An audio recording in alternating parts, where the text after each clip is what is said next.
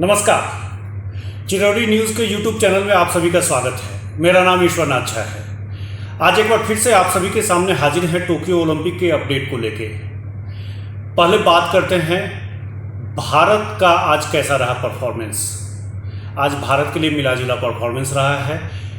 3 medal prospect Bharat की तरफ से आगे बढ़े हैं।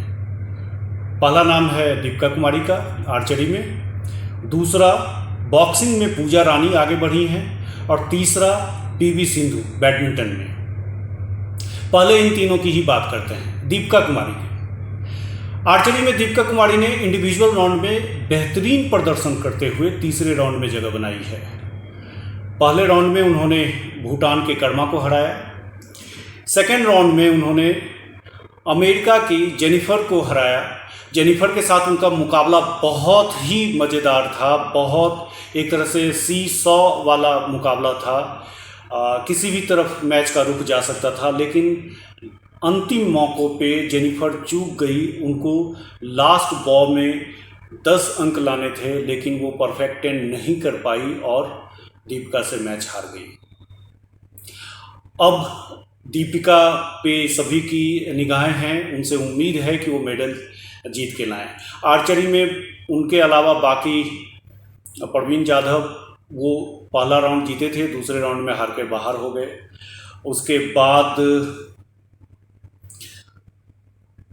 जो पीवी सिंधु हैं बैडमिंटन में, उनका बहुत बेहतरीन मुकाबला रहा।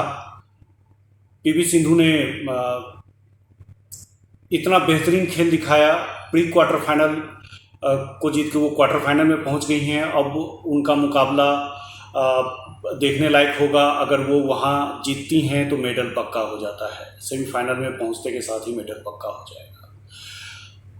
उसके बाद बात करते हैं पूजा रानी की। बॉक्सिंग में पूजा रानी डेब्यूटेंट हैं, आज पहली बार ओलंपिक में पार्टिसिपेट कर रही हैं और उन्होंने पहले राउंड में अल्जीरिया के इचार्क चैब को बेहतरीन ढंग से नॉकआउट किया। नॉकआउट नहीं है वो, लेकिन हराया है। 3-2 के फैसले से उनकी जीत हुई है। पूजा अच्छे बॉक्सर हैं।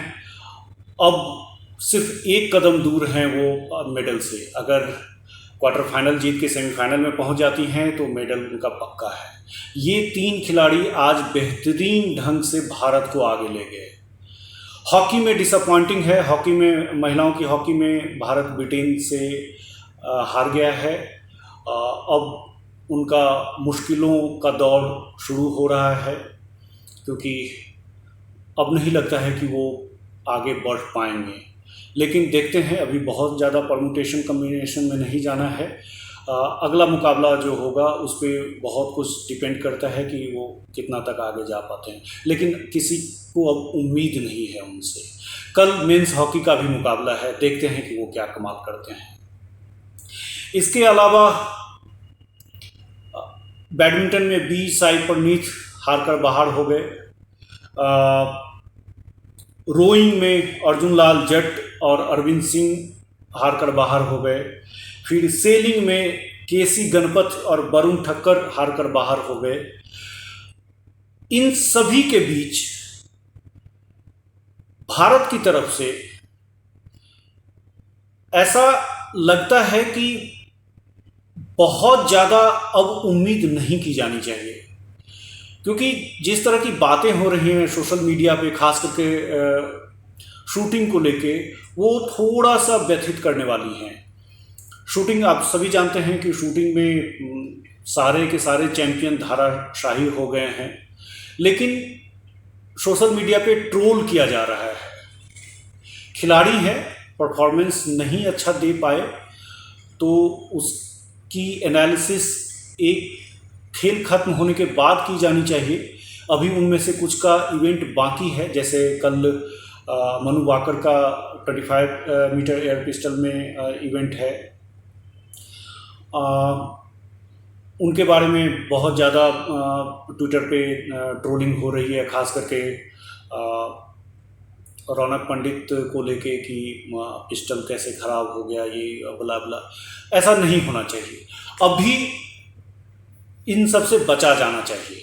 मेरे हिसाब से मुझे लगता है कि खेल के बीच में जब एक इवेंट जारी है उस टाइम आप खिलाड़ियों का मनोबल बढ़ाइए, खिलाड़ियों के बारे में बहुत ज़्यादा निगेटिव बात नहीं कीजिए। हाँ, ये ज़रूर है कि खिलाड़ियों को बहुत ज़्यादा प्रशंसा भी नहीं करना चाहिए। जो खराब खेले हैं उनको खराब कहना ही चाहिए, लेकिन जो अच्छे खेल रहे हैं उनको उनकी बड़ाई करना बहुत ज़रूरी है, क्योंकि उनसे उनका मनोबल बढ़ता है। दीपिका कुमारी मिश्रित युगल में बहुत खराब परफॉर्मेंस था उनका। परवीन जाधव और उनकी जोड़ी आर्चरी में बाहर हो गई, बहुत ज़्यादा फाइट भी नहीं कर पाए थे। लेकिन अभी देखिए, अब दीपिका कुमारी ने इतना बेहतरीन कमबैक किया है, क्योंकि अब वो सेमीफाइनल से सिर्फ एक कदम दूर हैं। तो अगर अभी हम उनके बारे में खराब बातें करेंगे तो इससे उनके मनोबल पे खराब असर पड़ सकता है। हालांकि खिलाड़ी इन सब से बहुत ऊपर उठ चुके होते हैं जो इंटरनेशनल लेवल पे खेलते हैं, लेकिन फिर भी मेरे हिसाब से इससे बचा जाना चाहिए। ओलंपिक का जहाँ तक सवाल है, टोक्यो में बहुत ज़्यादा रिकॉर्ड बन रहे हैं, बहुत कुछ ऐसा भी हो रहा है जिसको कि नहीं होना चाहिए। गर्मी इतनी ज़्यादा है कि टेनिस का शेड्यूल चेंज करना पड़ा है। उसके बाद मेंटल हेल्थ को लेके बहुत ज़्यादा बातें हो रही हैं, क्योंकि एक पहले तो नाओमी ओसाका ने इस बात को छेड़ा था, उसके बाद अब साइमोन बाइल्स इसके बारे में बात कर रही हैं। उन्होंने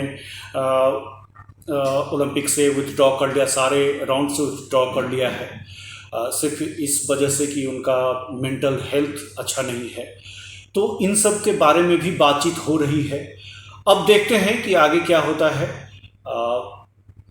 जो भी होगा मैं आप तक सारे अपडेट्स लेके आऊँगा, खास करके भारत की नज़र से भारत के खिलाड़ियों का अपडेट आप तक ज़रूर लेके आऊँगा, एवरी डे लेके आऊँगा। बस आपको करना क्या है, सिर्फ इतना करना है कि इस यूट्यूब चैनल को आप प्लीज़ सब्सक्राइब कर लें। तब तक के लिए धन्यवाद, नमस्कार।